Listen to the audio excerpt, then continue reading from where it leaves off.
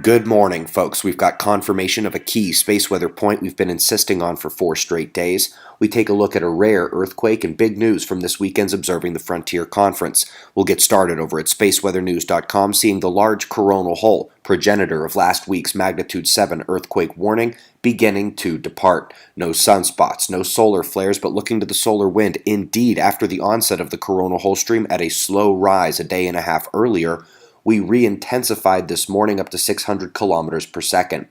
Now, the lateness of the arrival means minor geomagnetic instability is all we've had thus far.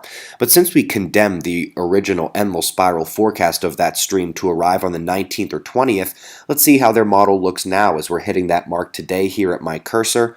Well, days later, actual data on the stream as we ramp up, the model doesn't account for actual data, still doesn't have it impacting for more than a day, and does not represent reality. The guilty party for that coronal hole stream is indeed this same coronal hole. Even as it turns, it appears a significant opening or set of openings exists behind it, and will continue to have eyes open. Top quake of the last 24 hours was not based on magnitude, but rarity of location. Don't see that in the southern UK very often, or anywhere in the UK for that matter. Folks, Dr. Lisa Upton's presentation yesterday was incredible, and she introduced her new solar website, solarcyclescience.com, which I recommend we all visit, even if just to let her know you care. She's used the conference as her preprint archive and has also put a key prediction of hers up on the site. Using the solar polar magnetic fields, her model predicts the sun continuing its downward trend from the weakest solar cycle in 100 years, of which we're just coming out, down to an expected 75% of that, which would be the weakest cycle in 200 years. She also predicts another extended minimum into 2020 or maybe even 2021. Again, highly recommend her website. Now, folks, here's a little clip, the conference opening, just for fun.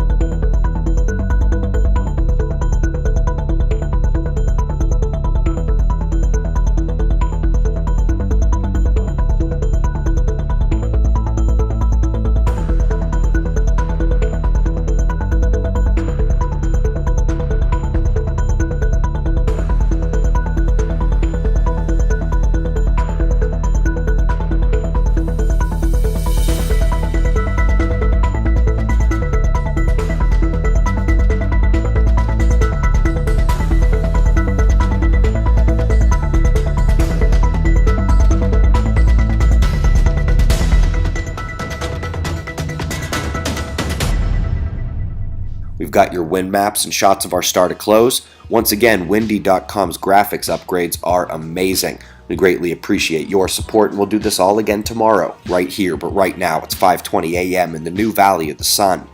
Eyes open, no fear. Be safe, everyone.